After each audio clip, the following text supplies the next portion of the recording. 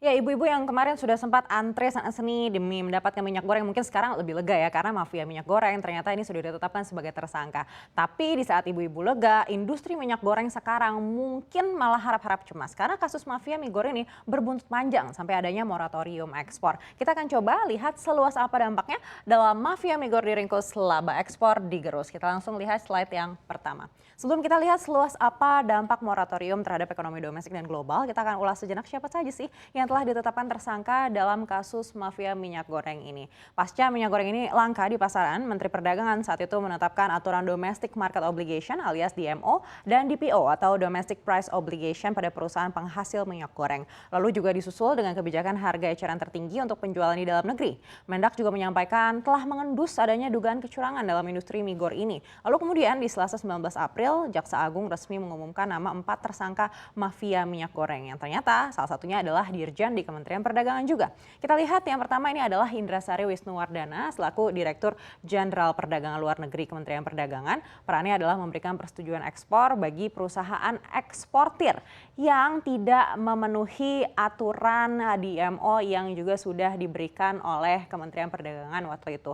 Jadi Indrasari diduga menerima gratifikasi untuk izin tersebut. Lalu ada Master Parulian Tumanggor selaku Komisaris Utama PT Wilmar Nabati Indonesia. Master melakukan komunikasi intens dengan Indrasari Wisnuwardana untuk penerbitan izin ekspor tersebut. Lalu ada Stanley MA selaku Senior Manager Corporate Affairs Permata Hijau Group yang juga diduga berkomunikasi intens dengan Indrasari. Demikian juga dengan Pierre Togar Sitanggang selaku General Manager di bagian General Affairs PT Musimas dengan dugaan yang sama dengan Stanley dan juga Master. Tapi sekali lagi ini baru dugaan ya karena masih ditetapkan sebagai tersangka. Jadi kita belum tahu juga nanti keputusannya seperti apa. Nah, namun seperti apa mekanisme dan skema gratifikasinya ini juga masih terus didalami begitu ya. Yang pasti efek penetapan tersangka ini lalu berdampak pada keputusan pemerintah yang membuat sektor perkebunan CPO di pasar modal saat itu terhentak dan langsung ramai-ramai auto reject bawah alias ARB bersamaan dalam satu hari. Kita akan lihat seperti apa di slide berikutnya. Efek kasus ini membuat pemerintah lalu memutuskan melakukan moratorium ekspor bahan baku minyak goreng dan minyak goreng. Keputusan ini disampaikan langsung oleh Presiden Republik Indonesia Joko Widodo. Dalam siaran langsung tersebut, Presiden menyampaikan bahwa pemerintah melarang ekspor bahan baku minyak goreng dan juga minyak goreng. Ini mulai Kamis 28 April 2022 sampai batas waktu yang akan ditentukan kemudian. Ketika diumumkan oleh Presiden, belum ada kepastian dari pemerintah secara spesifik untuk produk olahan minyak sawit yang seperti apa. Namun kemudian sudah direspon sangat signifikan oleh industri CPO.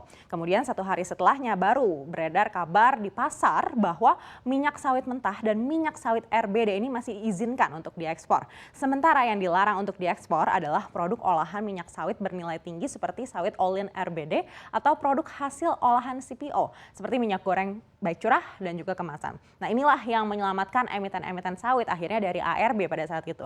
Namun pada hari diumumkannya keputusan pemerintah oleh Presiden ini langsung menggemparkan industri sawit baik di dalam negeri maupun di luar negeri. Di dalam negeri produsen bingung harus dikemanakan hasil produksi sawit yang melimpah ini dan juga terancam oversupply. Karena produksi sawit kita memang sangat banyak dibandingkan dengan total permintaan di dalam negeri. Kalau kita lihat per bulan Februari tahun 2022 produksi sawit itu sebesar 3,51 juta ton. Sedangkan kebutuhan di dalam negeri hanya 0,49 juta ton.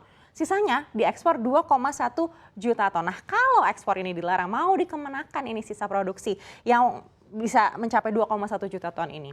Di luar negeri, Malaysia mungkin gembira dengan keputusan pemerintah Indonesia. Sebagai produsen nomor 2 di dunia setelah Indonesia, ekspor minyak sawit Malaysia diprediksi juga akan melesat untuk bisa memenuhi permintaan dari negara-negara tujuan ekspor Indonesia selama periode moratorium ini. Secara langsung, langkah pemerintah Indonesia ini langsung mendapat sorotan internasional. Seperti apa? Kita akan cek slide berikutnya.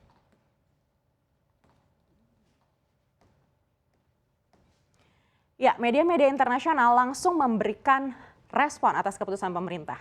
Indonesia sebagai produsen CPO nomor 1 di dunia pasti memberikan dampak signifikan juga pada industri-industri di negara-negara tujuan ekspor Indonesia. Media Reuters menulis hal ini dapat mengerek harga pangan global yang sebelumnya sudah melonjak akibat perang Rusia dan Ukraina. Lalu berikutnya dari media India, di mana India ini adalah negara tujuan ekspor kedua Indonesia. India Times menulis larangan ekspor ini dapat menjadi ancaman bagi India. Indonesia menyuplai 50% kebutuhan CPO CPO di India. Selain India, Bangladesh dan Pakistan juga jelas akan terdampak. Lalu berikutnya media Singapura, Channel News Asia, yang menulis petani memaknai ini sebagai langkah sementara untuk mengendalikan harga di dalam negeri. Jadi harapan Singapura mungkin adalah moratorium ini hanya untuk menstabilkan harga di dalam negeri dan bersifat sementara. Dan masih banyak lagi juga respon dari global. Namun berapa banyak sebenarnya cuan Indonesia yang terancam hilang karena kebijakan ini? Kita akan cek slide berikutnya. Jadi kalau dinilai dari penerimaan negara dan juga pungutan ekspor, Indonesia terancam kehilangan hingga 13 triliun rupiah per bulan karena kebijakan ini.